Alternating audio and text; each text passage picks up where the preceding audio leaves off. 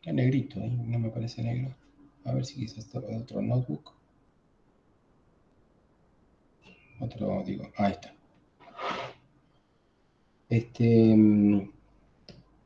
Bueno, ¿cómo empezamos esto? Radiación. Esto sería radiación electromagnética, casos sencillos.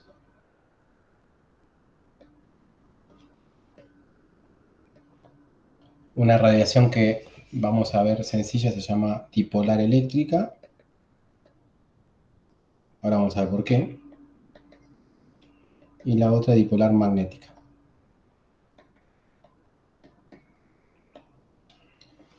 Cuando vimos ondas, no nos preocupamos mucho por cuáles eran las fuentes de las ondas. Ahora vamos a ver cómo, ¿sí?, ciertas distribuciones de cargas en movimiento generan un campo electromagnético que sobrevive a largas distancias. ¿Está bien? ¿De qué manera sobrevive? Cuando, digamos, la potencia transmitida, o sea, acuérdense cómo calcular la potencia. La potencia es, básicamente, es el vector de Poynting integrado en una superficie, ¿no? O sea, si uno quiere saber cuál es la potencia que atraviesa, potencia electromagnética que atraviesa una superficie, uno lo que tiene que hacer es agarrar esa superficie, toma un diferencial de superficie, encima se toma ese, bueno, diferencial área, distinguir el S, calcula el vector de Poynting en ese lugar, ¿sí?, y la potencia que atraviesa esa superficie va a ser igual a el vector de Poynting por diferencial de área sobre toda esa superficie, ¿no? Encima todo se llama S, como el vector de Poynting. ¿Se entiende? Estamos de acuerdo que, ahora vamos a hablar bien a qué nos referimos con radiación. Estamos de acuerdo que si uno quiere saber cuál es la potencia, ¿sí?, transmitida o que atraviesa cierta superficie, la cuenta que tengo que hacer es esta. ¿Está bien? ¿Por qué? Porque en la ley de conservación, en la conservación de la energía, ¿sí?, la ecuación de continuidad correspondiente era, ¿se acuerdan? La derivada de un electromagnético con respecto al tiempo más la derivada de un mecánico con respecto al tiempo más divergencia ds es igual a 0. ¿Se acuerdan de eso? O sea, Sí. necesariamente la energía que se va o sea, el decrecimiento, el decremento de energía en ese volumen, ¿sí?, se puede calcular a través de la energía que atraviesa la superficie como un flujo de energía, y ese flujo de energía es el vector de Poynting. ¿Está? ¿Estoy bien con el micrófono? A ver, espera, ¿tengo el micrófono puesto? Sí.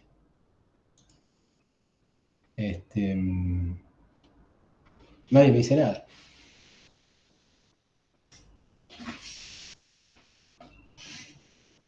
Ah, sí, está. Bueno, no sé, no ¿Está? entiendo. ¿Ok? Sí. Bien, entonces, ¿cuándo uno considera que hay radiación? O sea, ¿cuándo consideramos que hay radiación? Y la respuesta es cuando yo tengo una superficie, por ejemplo, esférica, muy alejada de la fuente.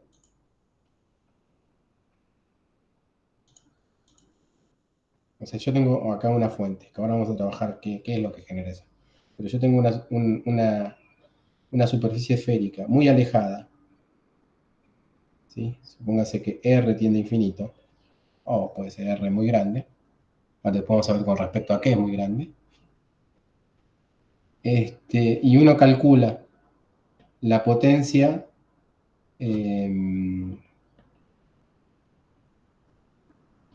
¿cómo podemos decir? La potencia irradiada con este cálculo. Agarramos esta superficie, ¿sí? Y que hacemos es diferente de cero. Cuando es diferente de cero, lo que decimos es que hay radiación. ¿Se entiende?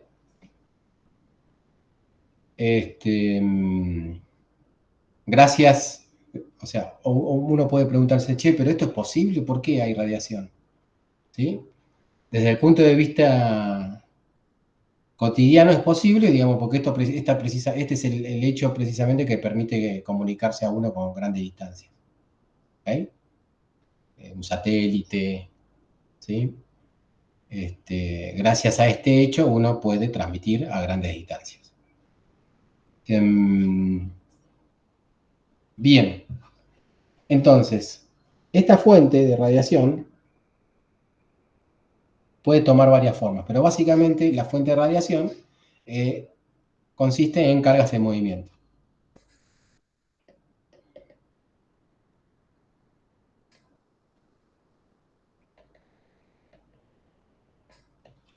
¿Sí?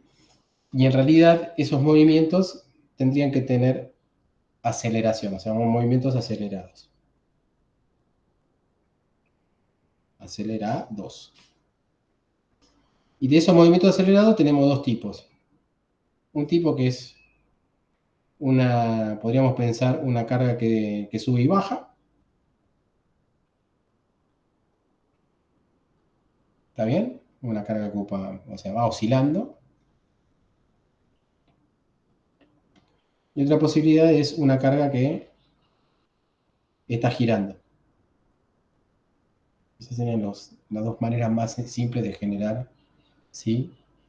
Una fuente de radiación.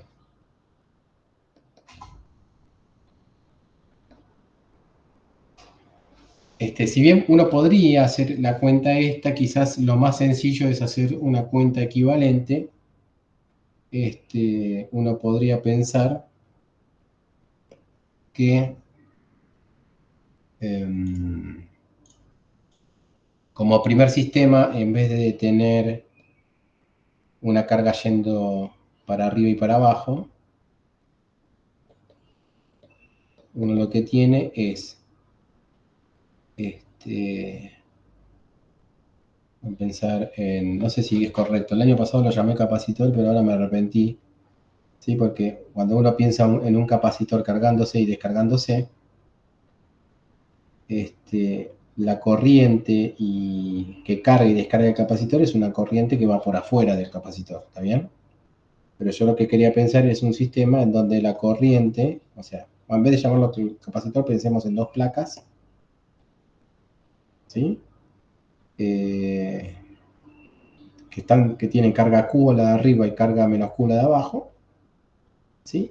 Y que, obviamente, si eso está variando con el tiempo,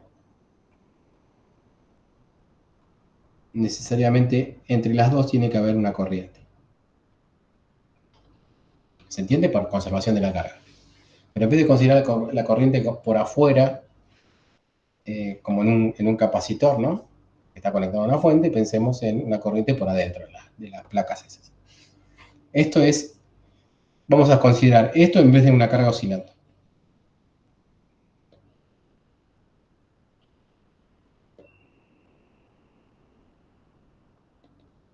Como sistema equivalente, oscilación. Pero este sistema es mejor para hacer las cuentas. Y en el otro, en vez de considerar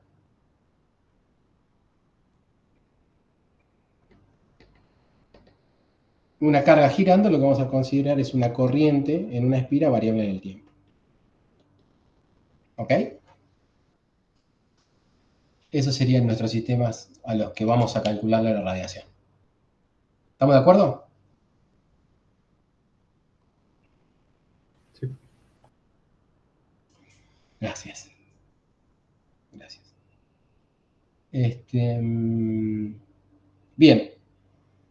Y para hacer esta cuenta lo que vamos a considerar ¿sí? Desde el punto de vista de lo que vimos en óptica, es que las fuentes estas sean puntuales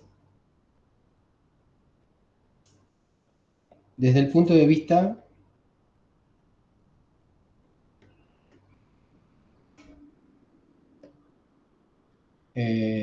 podríamos llamarlo de la óptica, ¿no? De la óptica, ¿sí?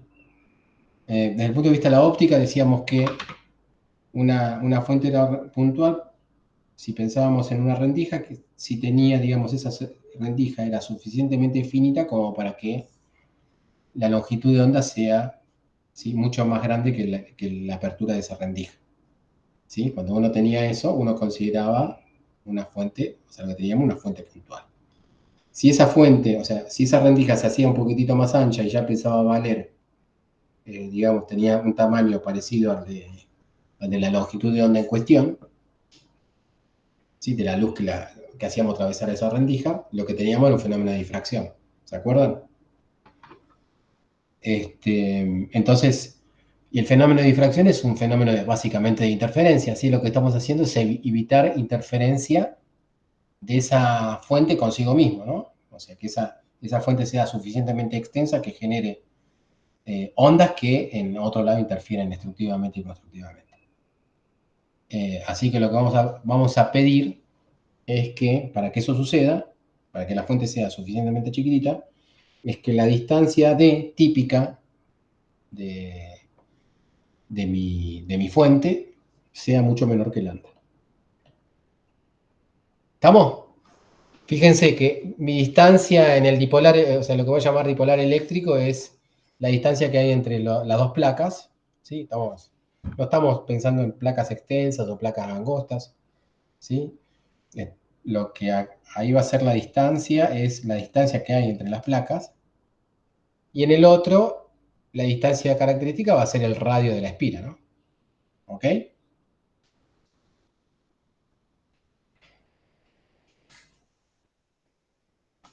Claro, sí, sí.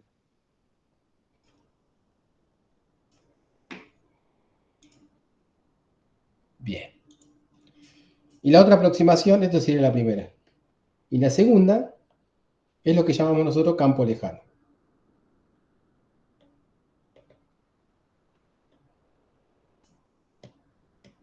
O sea, la que vimos también en óptica, acá lo vamos a poner un poco de una manera más sencilla, es cuando el lambda,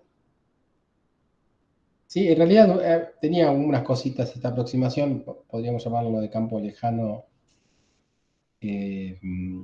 podríamos hacer algunas observaciones más, pero vamos a, si quieren, le quitamos el nombre y simplemente vamos a pedir que lambda sea mucho menor que R, ¿sí?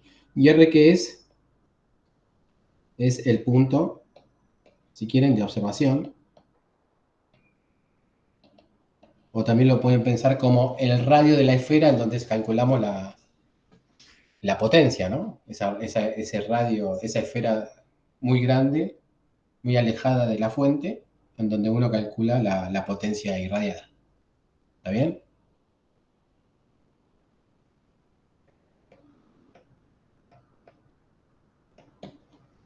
¿Estamos bien? Bien. Sí. Entonces, ¿cuáles son los pasos que vamos a hacer? Em, los pasos que vamos a hacer son, primero, calcular B, o sea, siempre, o sea, primero trabajamos en el gauge de Lorentz.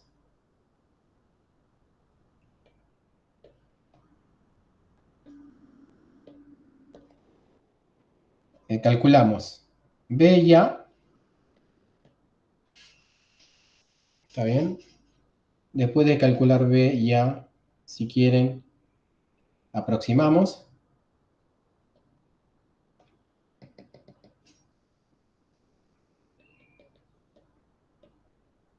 Vamos a hacer, vamos a ponerlo así.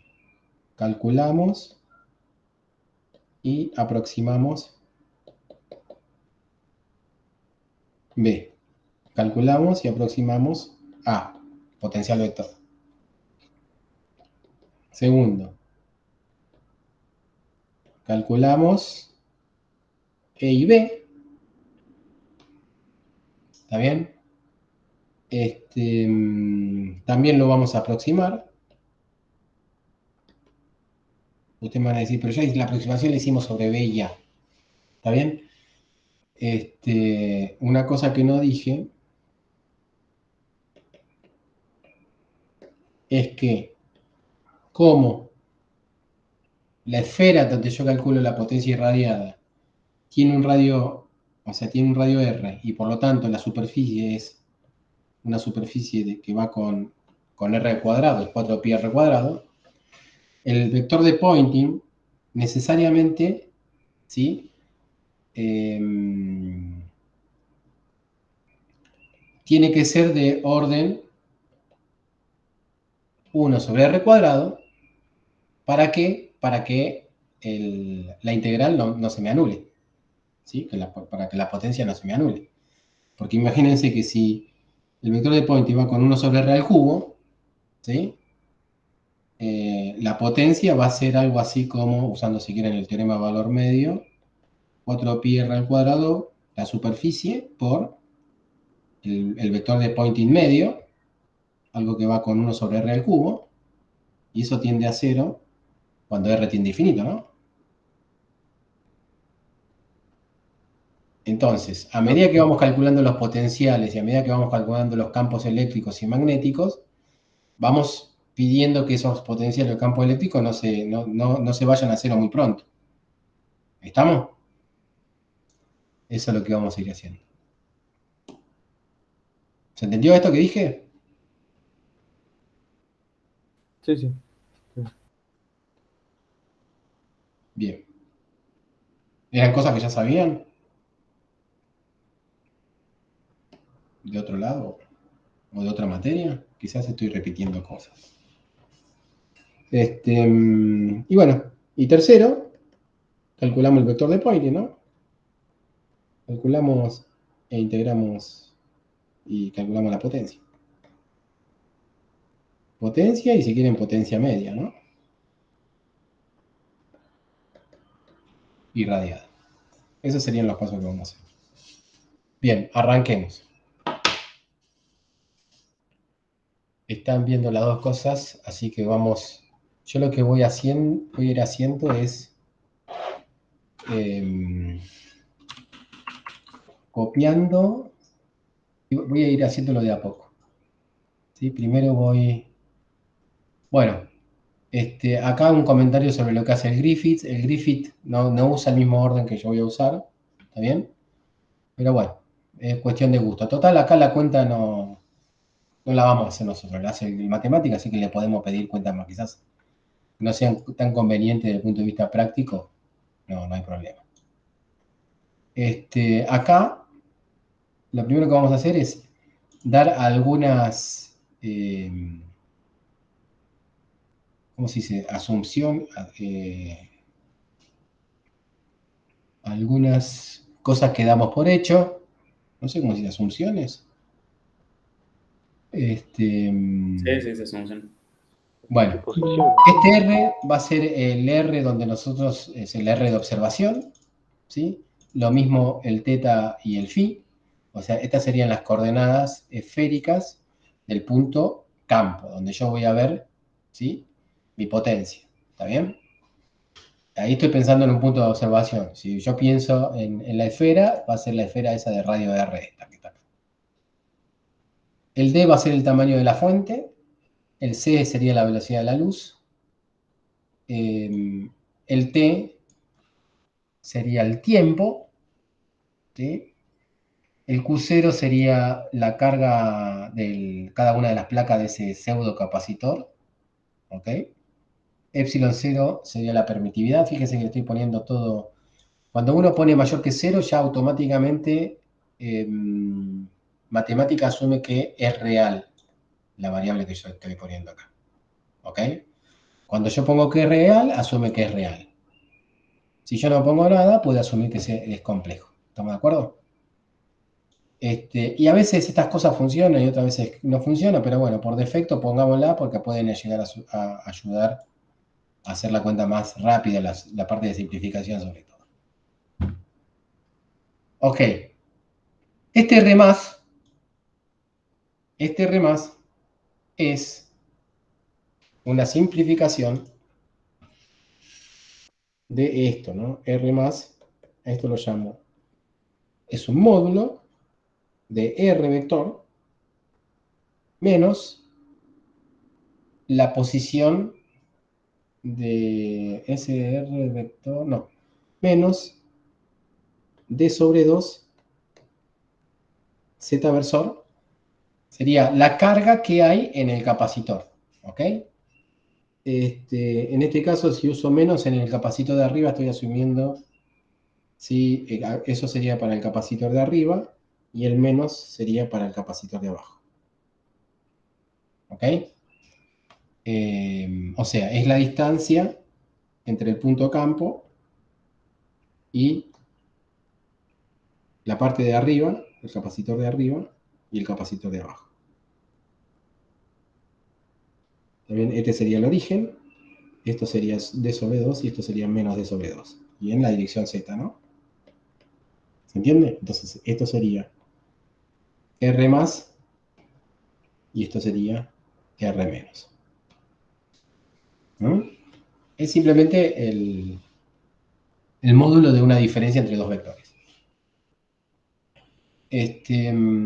Ahora, este R que está acá, yo lo voy a especificar. Algunas cosas pueden ser que sean cosas que están de más, ¿sí? Pero bueno, vienen bien para practicar. Este R que está acá, si yo lo especifico en esféricas, esto es R por coseno de phi, seno de teta, ¿no? Seno de phi, seno de teta, coseno de teta. ¿Estamos de acuerdo? Entonces, fíjense. Piensen en esto nada más. Esto es para el R+. Esto que está acá. Esto que está acá, yo lo puedo copiar acá arriba para que quede claro qué es. Esto es el R vector. ¿Lo ven ahí? ¿Sí? Es lo que escribí recién. Y este es la posición de la carga que está arriba. Así que es esa carga que varía en el tiempo. ¿Estamos? Bien. Yo a esto que está acá lo tomo como argumento para calcular la norma. En matemática, ¿cómo trabaja eso? Es esto, de esta manera. ¿Sí? Toma esto como argumento para calcularle la norma y se lo asigna a R+. Y hago lo mismo para R-. Fíjense que la única diferencia que hay entre el de arriba y el de abajo es que uno está parado en menos D sobre 2 y el otro está parado en más D sobre 2. Borro esto para no confundir. Y con eso calculo R+ y R- y defino lo que sería mi potencial dipolar eléctrico como 1 sobre 4 pi epsilon 0,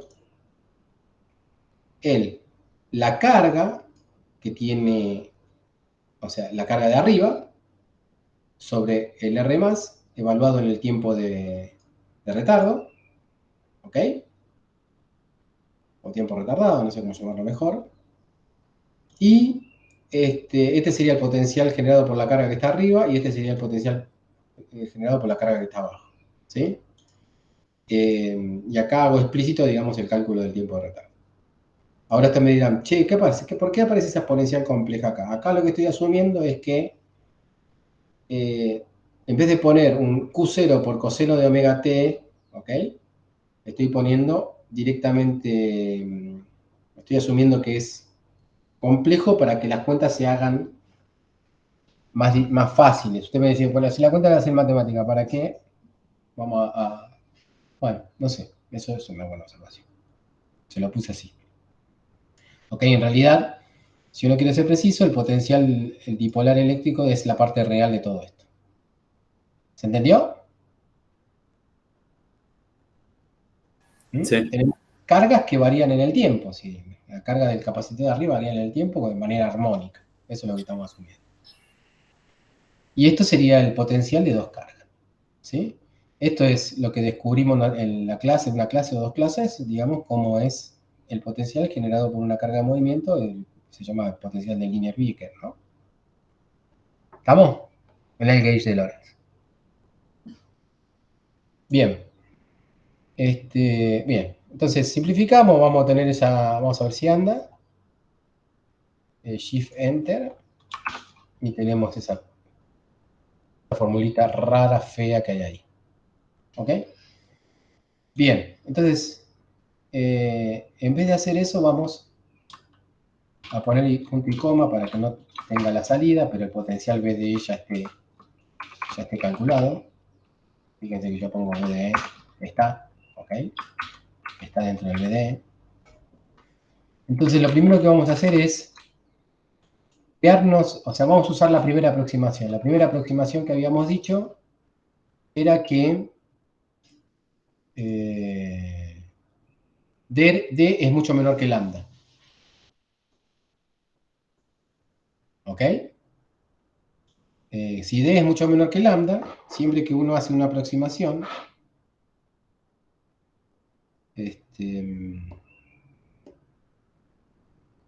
¿cómo tarda? A ver, fíjense que no puedo escribir.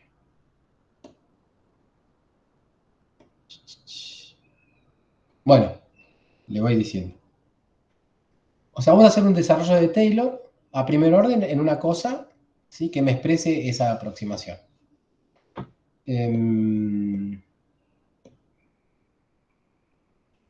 Esa cosa que me expresa, o sea, dijimos, D es mucho menor que lambda. Entonces yo me creo un parámetro adimensional alfa, que es D sobre lambda, ¿sí? Y hago un desarrollo de Taylor alrededor de ese parámetro, en ese parámetro alrededor de 0. ¿Está bien? Hago Taylor a primero, o si me sirve, si no me sirve a segundo, ¿sí? Alrededor de alfa igual a 0. ¿Sí? Acá como cosa fundamental es siempre que uno tiene que hacer una aproximación, lo que conviene es armarse una cantidad adimensional. ¿Sí? ¿Entienden por qué tiene que ser adimensional? Porque una aproximación física tiene sentido, ¿sí? En ese caso. ¿Sí? Yo no puedo decir una distancia, o sea, hacer una aproximación, ¿sí? Alrededor de D igual a 0, que sería la distancia, ¿no? ¿Se entiende por qué? ¿O adivinan por qué?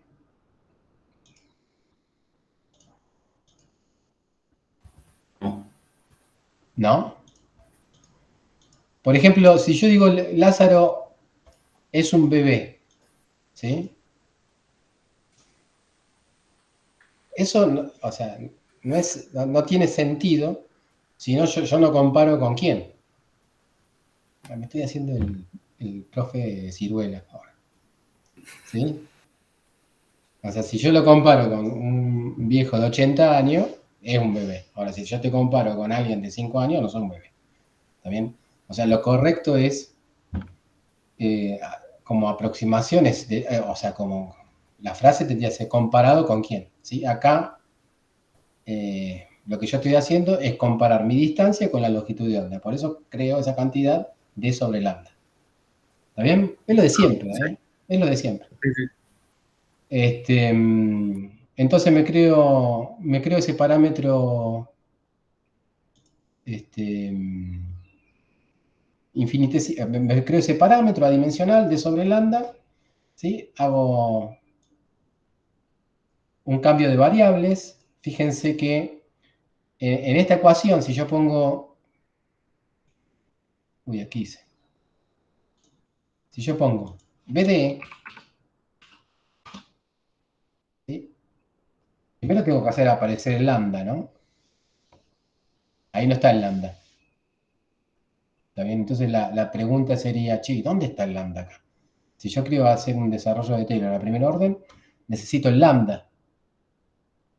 ¿Ok? Ahí no está el lambda. ¿Estamos de acuerdo con no está el lambda? ¿Sí? ¿Dónde está el lambda? Esa sería la pregunta. O sea,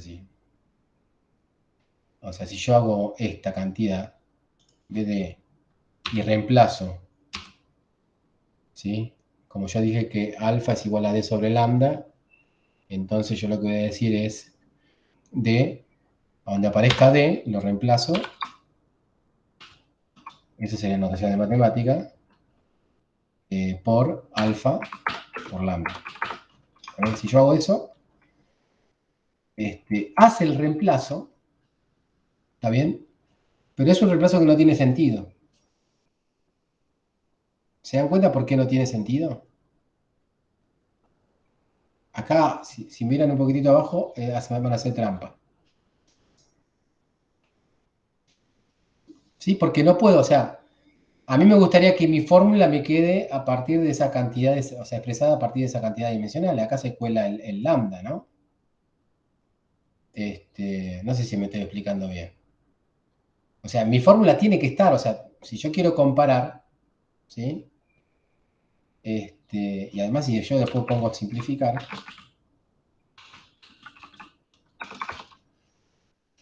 ahí no pasa nada, digamos. El lambda ese, o sea, se complica.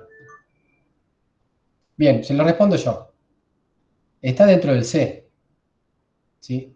O sea, fíjese que si yo fijo la velocidad de propagación, ¿sí? Acá, que es la velocidad en el vacío, la velocidad de la luz, ¿sí? Y yo fijo el omega, con el que está oscilando la carga, ¿sí? Uno podría pensar que el lambda está metido, ¿sí?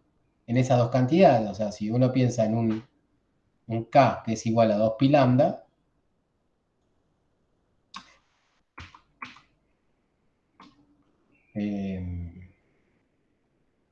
claro, entonces acá la pregunta sería, o sea, podemos ir más básicos. Si yo, a ver, claro, es como que está bien si no me están entendiendo. Fíjense esto. La primera aproximación es D mucho menor que lambda, ¿no? Y yo le estoy planteando un problema que es dipolar eléctrico, que es una carga oscilando, ¿sí? Entre dos capacitores, ¿sí? Entre dos lugares, ¿sí? Que la modelo como dos placas que se van cargando y descargando, ¿sí? De manera armónica. Y entonces uno me puede preguntar, ¿dónde está el lambda acá? ¿Sí? O sea, si yo quiero hacer esa aproximación, ¿dónde está el lambda? ¿Se entiende la pregunta?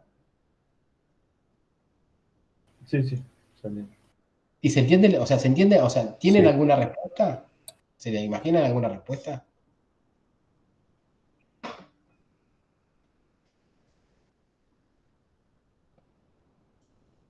Pensemos en física 4, ¿sí?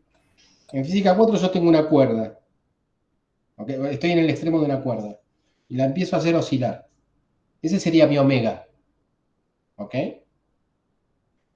Y el C en la cuerda sería raíz de t sobre ρ. ¿Se acuerdan? Esa era la velocidad de propagación en la cuerda, ¿no? Raíz de t sobre ρ. Yo tengo esas dos cantidades, C y raíz de t sobre ρ. ¿Sí? ¿Dónde está el lambda ahí? En el caso de la cuerda.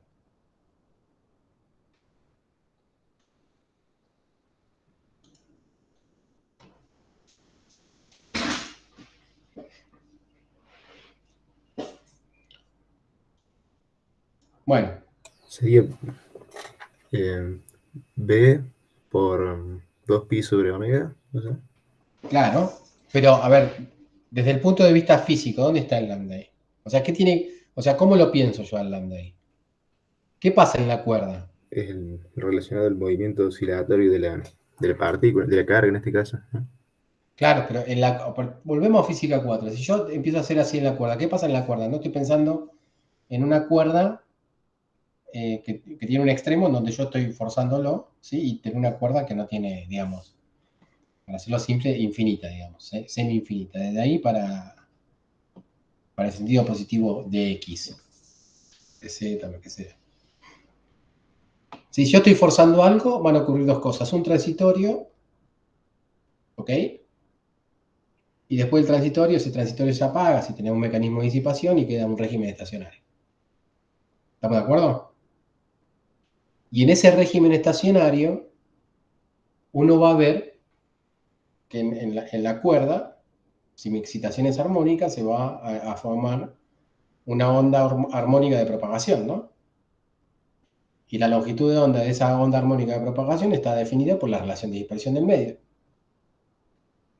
que es la cuenta que me decía Samir. ¿Se entiende?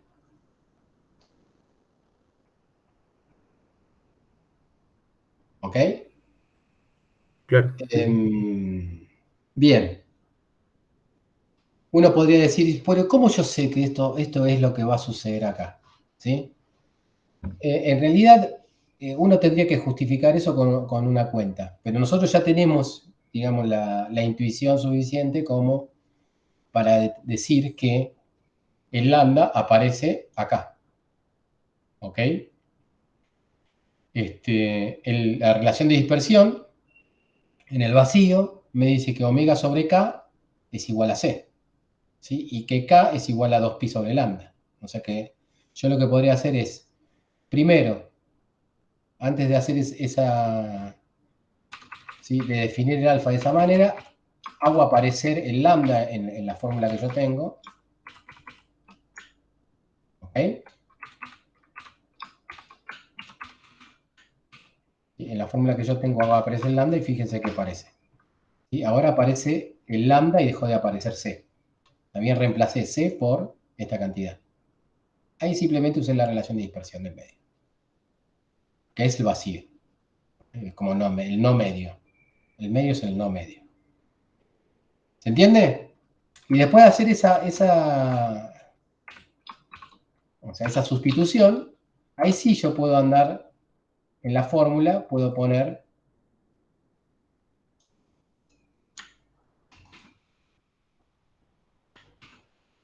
este punto y coma es para apagar la salida, ¿eh? Entonces, ahí si yo hago el reemplazo de es igual a lambda por alfa, ¿sí? Fíjense, me queda el lambda, pero ya todos los lambdas están explícitos en la fórmula. No dejé ningún lambda implícito porque usé que la velocidad de la luz, ¿sí? Estaba en la relación de dispersión. ¿Sí? ¿Se entiende? Y ahí sí yo puedo hacer un desarrollo de Taylor a primer orden, que se hace de esta manera, con esta serie sería una especie de serie de Taylor, ¿sí? Es un comando de matemática, lo que dice es, sobre esta expresión, el porcentaje es la expresión anterior, ¿no? Esto que está acá es esta expresión anterior. Esto que está acá es esta expresión anterior, ¿sí? Y con esto apago la salida para que no se me haga un bodoque. Entonces, con esta expresión lo que yo digo es, desarrollemos en series de Taylor, ¿sí? Esta expresión, que es la última calculada, alrededor de alfa igual a 0, ¿sí? Hasta orden 1. ¿Ok? Y si yo hago esa cuenta, le saco el punto de coma para que vean la salida, la expresión es esta. ¿Ok? Esto es lo que me dio. Y me dice, además, ese comando me dice, che, mira, te queda un término que va con alfa al cuadrado. ¿Ok? Este término, que si bien es cierto, puede resultar un poco molesto, yo le creo, bueno, me lo acuerdo, che, estamos... y yo lo que puedo hacer es, a esta expresión,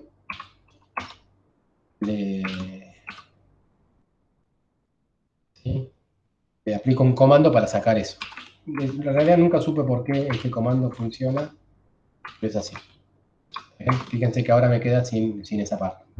Estamos de acuerdo que esto sería el desarrollo de Taylor de mi potencial dipolar eléctrico alrededor de alfa igual a 0 hasta orden 1.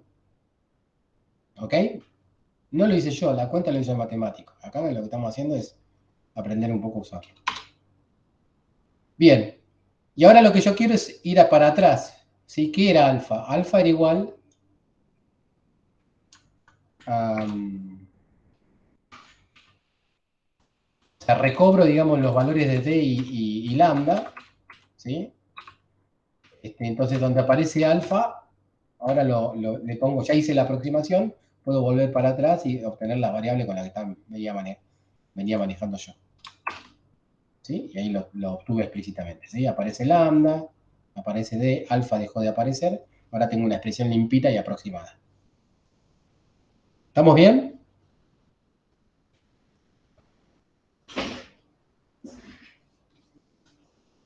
¿Mm?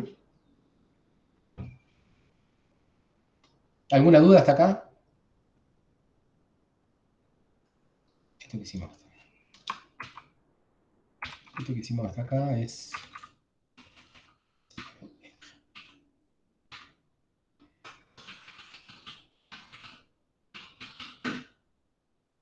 No hice nada, es un desarrollo de Taylor a primer orden de algo, de una cantidad adimensional conveniente, la definí, hice la aproximación y después la desdefiní, digamos, volví para atrás, ¿sí? Y ahora me quedó la expresión. Si quieren acá, a ver, todo esto ya lo hice, esto lo voy a borrar. Ok, esto ya está. Y ahora puedo hacer la otra aproximación. La otra aproximación que dijimos, que la del campo lejano,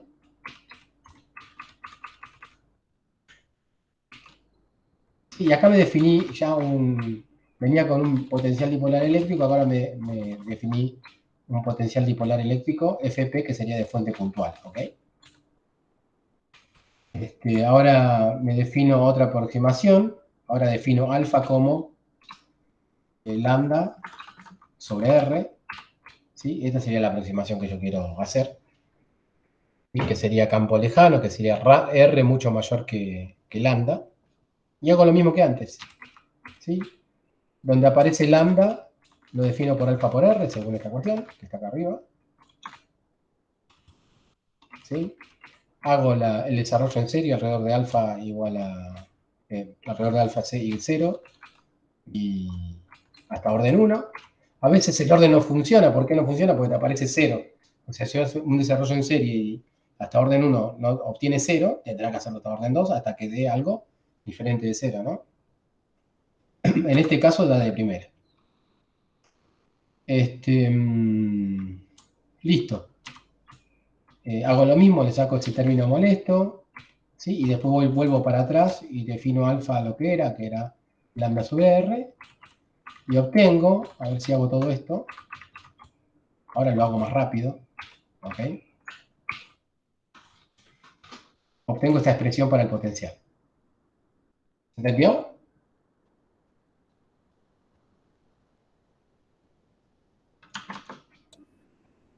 Sí, sí. Bien. Bien. Listo. Es una forma de calcular. Listo. Entonces, ya he obtenido el potencial ahora en términos de R, lambda, omega, teta. Acuérdense que acá teta sería el punto de observación, ¿eh? No depende de phi, depende de R y teta nada más. Tiene razonabilidad.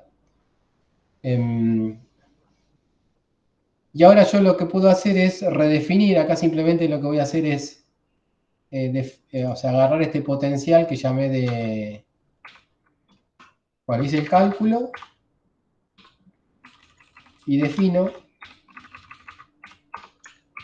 un potencial que sería de fuente puntual y CL sería campo lejano, fuente puntual, campo lejano, ¿sí? Defino lo de arriba y hago el reemplazo de esto. Vuelvo, o sea, ya no quiero usar más el lambda, vuelvo a la velocidad de la luz y al omega, ¿no? Acuérdense que lambda es igual a 2 pi sobre k, y a la vez omega sobre k es igual a c, o sea que k es igual a omega sobre c.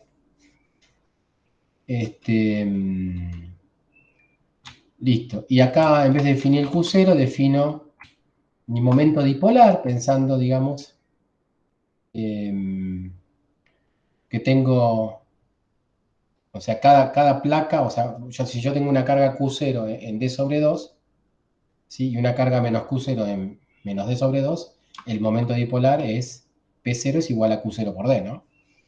Entonces defino el momento dipolar, instantáneo sería esto. Bueno, la amplitud sería, porque el instantáneo te lo da el término del temporal. Y defino la cuenta de esta manera. ¿Ok?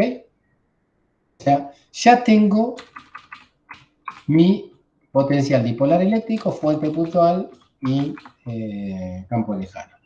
Y de esto que está acá, yo puedo ya sacar esta cantidad. ¿Por qué puedo sacar esta cantidad? Es para pensarlo un poquitito después, pero bueno, si yo empiezo a derivar campos eléctricos, ¿sí? Acuérdense que el potencial B solamente sirve un potencial, un campo eléctrico. A partir de ese campo eléctrico ya va a ser del orden de R al cubo, ¿ok? Porque esto va con R al cuadrado. O sea, el campo eléctrico es una derivada del potencial espacial, así que seguramente irá con R al cubo. Este término no me interesa porque dijimos que el vector de Poynting tendría que ir con el 1 sobre R al cuadrado, ¿está bien? Y ya si yo pongo para el potencial algo que va con 1 sobre R al cuadrado, eso no se cumple. ¿Sí? El vector de Poynting va a caer más rápido que 1 sobre R al cuadrado.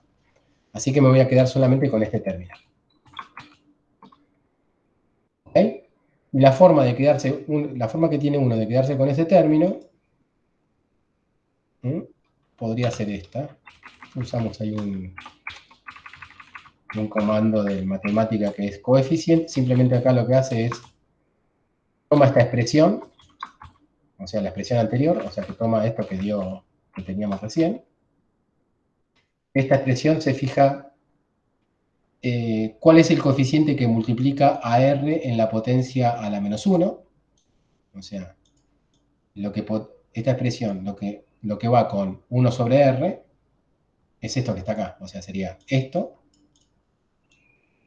por esto. ¿Está bien? Sin el R este. Y después agarra eso y bueno, y lo divide sobre R. Y eso sería la parte radiativa del potencial dipolar eléctrico. ¿Ok? Eso es lo que tenía. Es todo manipulación de fórmula. Listo. Ya tengo el potencial dipolar eléctrico. Si yo quiero sacarle la parte real, le saco la parte real. ¿Sí? Después, si yo quiero, obviamente, acuérdense que todo esto va en la parte real. Y la parte real sería esa. Listo. ¿Se entendió esta parte? Eso sería potencial dipolar eléctrico. Después tenemos potencial vector, ¿sí? O sea, el potencial vector A, el D es de dipolar eléctrico.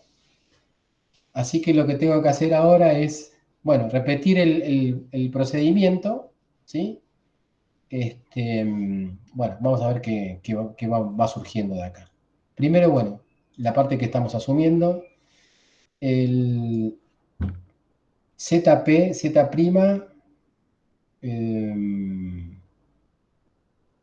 no sé qué quise hacer acá, lo tendría que ver, ¿sí? Estoy agregando una condición más que sea ZP igual a real, ahora no me acuerdo qué era, pero bueno, lo veremos después.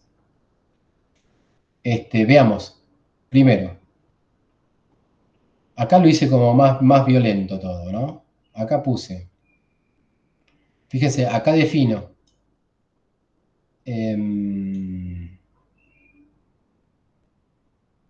bueno, claro, ahora entendí, ahí lo explico. Sí, acá habría que haber una introducción. Acá está, lo dije acá arriba.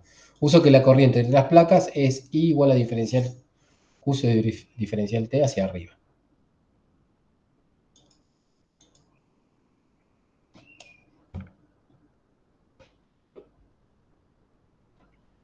Eh,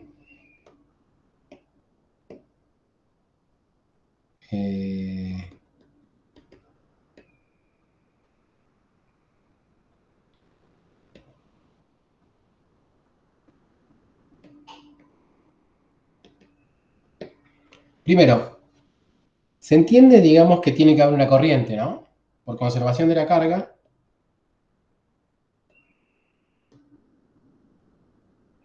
no puede ser que no haya una corriente. Si no, digamos, eso no explicaría la variación de las cargas, ¿sí? En los puntos D sobre 2 y menos D sobre 2. ¿Eso está claro?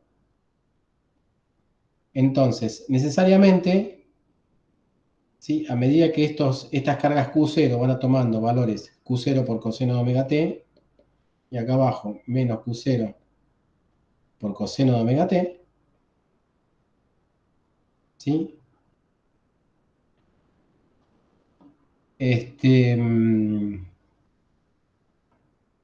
Claramente acá tendría que haber una corriente, tendríamos que preguntarle si va para arriba o para abajo, pero en ese tramo solamente existe la corriente entre D sobre 2 y menos D sobre 2, que es igual a la derivada de Q con respecto al tiempo. ¿Sí? El Q total. ¿Está bien? Entonces, fíjense, una forma más fácil de ver el sentido de la corriente, o sea, si va un signo positivo o negativo acá, para definirme eso, ¿cuál sería? A ver, bueno, le pregunto a ustedes, de los dos signos, ¿cuál elijo? ¿El más o el menos? Siendo que este Q, el que aparece ahí es este Q que aparece acá arriba y acá sería un menos Q. ¿Está bien? Este sería un Q de T y este sería un Q de T. ¿Ok? ¿Cuál sería, para hacerlo un poquitito más participativo este asunto, cuál sería el signo correcto? ¿Más o menos?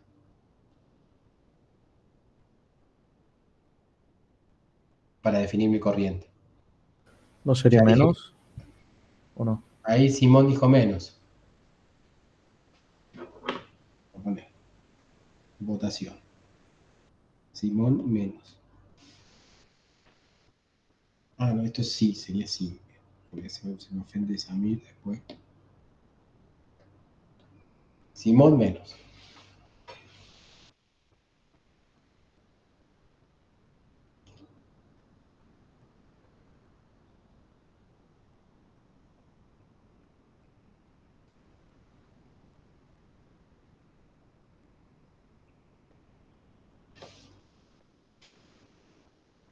Los otros se fueron a tomar la leche, no sé.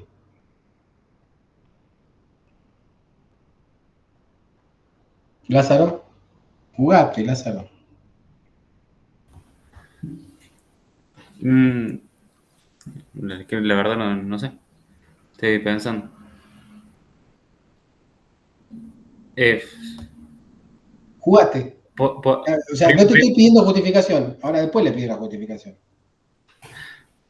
Sí, traten de armar un. O sea, eso es. Está claro que esto es conservación de la carga, ¿no? sí. Bien.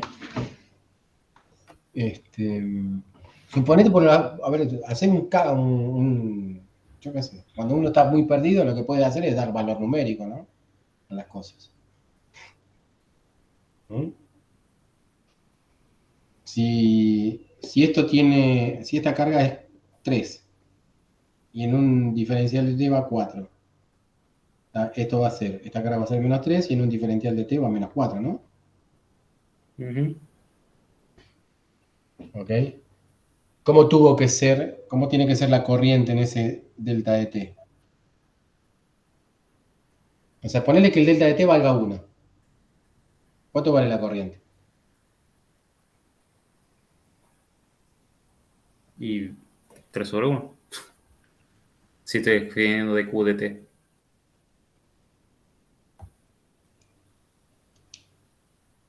Está bien. Bueno. Pero el diferencial de Q, ¿qué es? El aumento. Sí, el aumento de la carga. Bueno, de Pero, 3 a 4, ¿cuánto aumenta la carga? y hago un aumento en 1. En 1. Entonces, ¿la corriente cuánto vale? Y, y el delta de Q sobre el delta de T, si lo que valga el delta de T, si un segundo y aumento 1, valdrá 1. 1. Más 1 menos 1.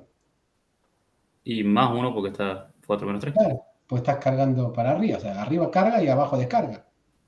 ¿Está bien? O sea que el signo es más. ¿Está bien? Volvé el próximo año, Simón. Bueno, pero ¿querés que me arriesgue o no?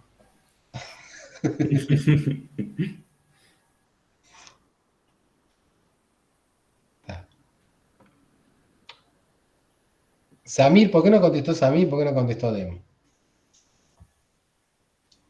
No, les dudo mucho estas preguntas. Pero a ver, tiene, o sea,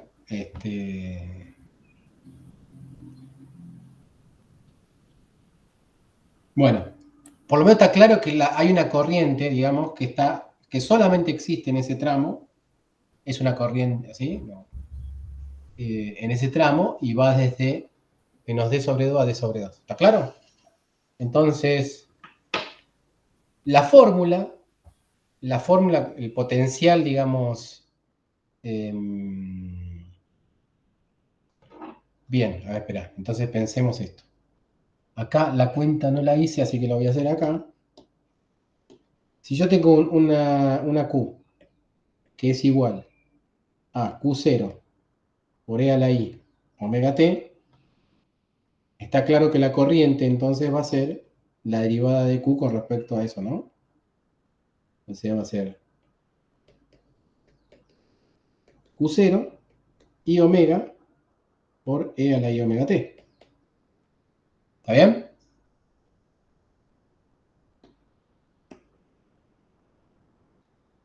¿Estamos bien ahí? Sí. Bien. Y por otro lado, el potencial vector, ¿sí? El potencial vector, acá lo vamos a ver directamente. Jackson, ¿no?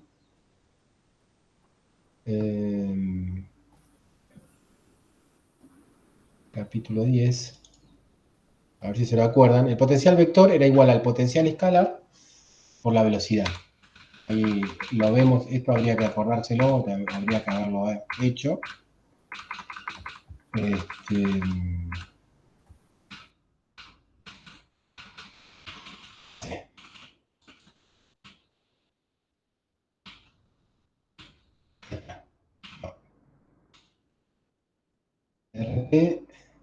Fíjense, la 1040. ¿Sí? La 1040 es, el potencial vector es igual al potencial escalar, nada más que multiplicado por b sobre c al cuadrado. ¿Ok? O sea que el potencial vector A es igual a lo mismo que teníamos antes, o sea, 1 sobre 4pi epsilon 0 b, y habíamos dicho que el b era, ¿se acuerdan? Era Q0 por E a la I omega T', o tipo el T', sobre, bueno, en realidad, ¿para qué vamos a hacer tanto lío si es el potencial que habíamos calculado antes, ya con la aproximación y todo? Tomemos acá está calculándolo, acá lo calculo sin usar, digamos, podría haberlo hecho así, pero acá tomé otra forma de hacerlo. Fíjense que directamente pongo, ¿sí? Esto que está acá. ¿Sí? Estoy pensando ya en la formulita del potencial que me da el gauge de Lorentz, ¿sí? Sin usar Linear-Becker. ¿Ok? Y está bien que no use Linear-Becker porque en realidad no tengo una carga puntual. Eso si hubiese tenido una carga puntual acá, se me cruzaron los cables y pensé por un momento en una carga puntual. Acá yo no tengo una carga puntual, acá tengo una corriente. ¿Está bien? Una carga puntual moviéndose no tengo.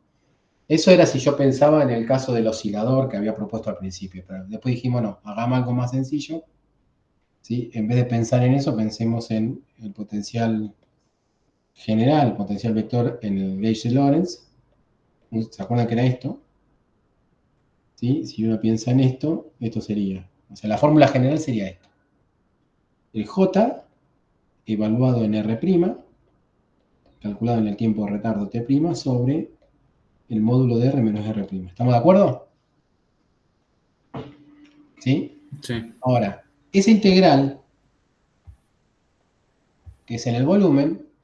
Yo sé que solamente la corriente que existe entre menos d sobre 2 y d sobre 2. ¿Ok? O sea, esa corriente, o sea, esa integral en volumen, en realidad, yo la puedo reemplazar por... Acá estaría bueno trabajar con distribuciones, pero lo ponemos de vuelta con distribuciones, θ de Heaviside, delta de Dirac, vamos a tardar un montón. La idea después es retomar un poquitito eso, esa forma de hacer las cosas. Acá yo lo que voy a hacer es integrar en diferencial z', ¿sí? Entre menos d sobre 2 y d sobre 2, ¿sí? O sea, esa integral en volumen con una corriente, con una densidad de corriente en volumen, la reemplazo por una integral lineal con una corriente usual. Y acá pongo el I. Y el I es esto que está acá. Q0 I omega e a la I omega T', ojo, porque se evalúa en el tiempo de retardo. ¿Estamos? Bien, estamos suponiendo, ¿sí?, una corriente de las lindas en donde en cada lugar de la línea entre menos d sobre 2 y d sobre 2, la corriente instantáneamente es igual en todos lados. ¿Ok? Y ese es el valor. ¿Estamos? Y fíjense que la fórmula es esa, ¿no? Y esto sería, perdón, esa corriente tiene direccionalidad, esto sería en Z versor. Y esta es la fórmula que aparece acá. ¿Sí? Ahí en el porcentaje es el cálculo del R calculado en el Z', ¿eh? ¿Sí? O sea, este R', vamos acá a especificarlo un poco mejor, esto que está acá, es el R', es Z', ahí estaba el Z' que estaba buscando, Z versor.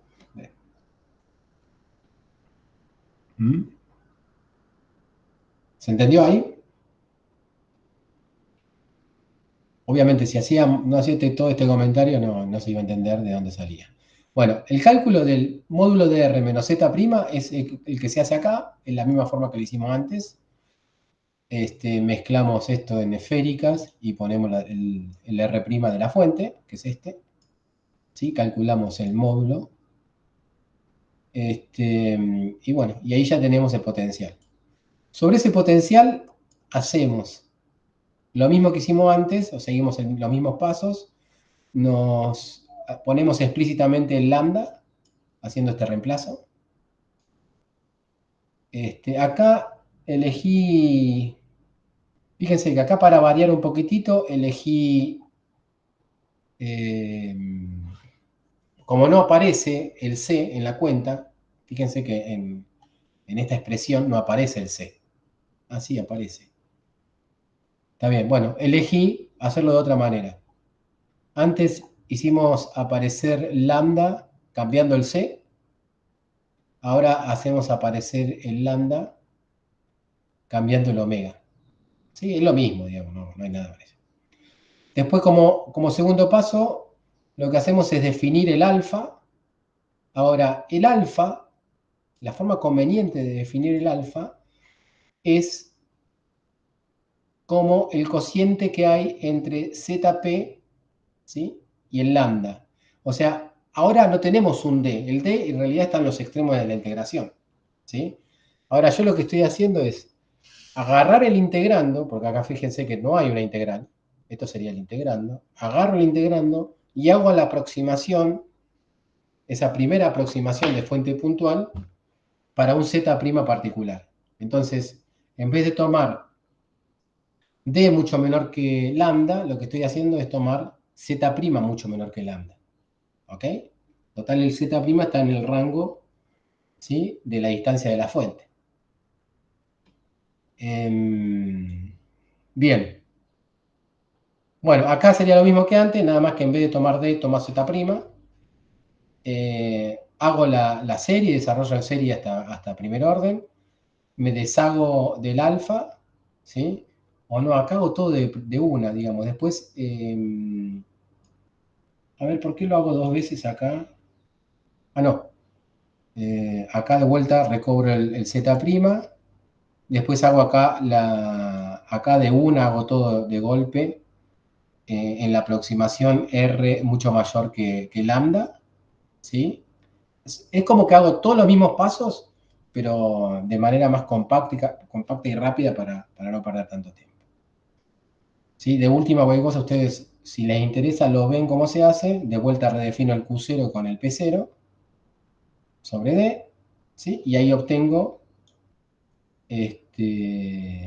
mi potencial vector dipolar eléctrico radiativo. ¿Ok? A ver, vamos a ver que obtenga lo mismo, porque por las dudas.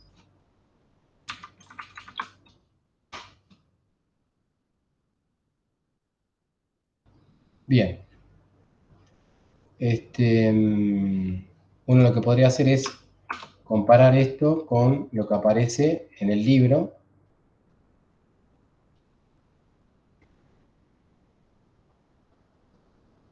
Griffiths.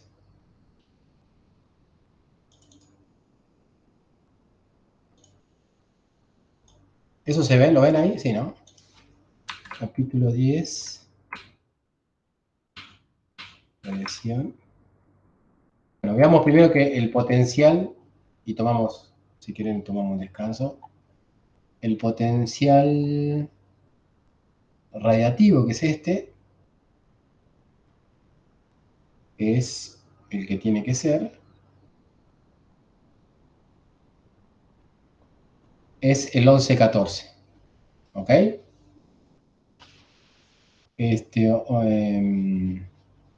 El menos está dentro del signo, el del seno en este caso. Así, pero fíjense que da la misma cuenta. Y después,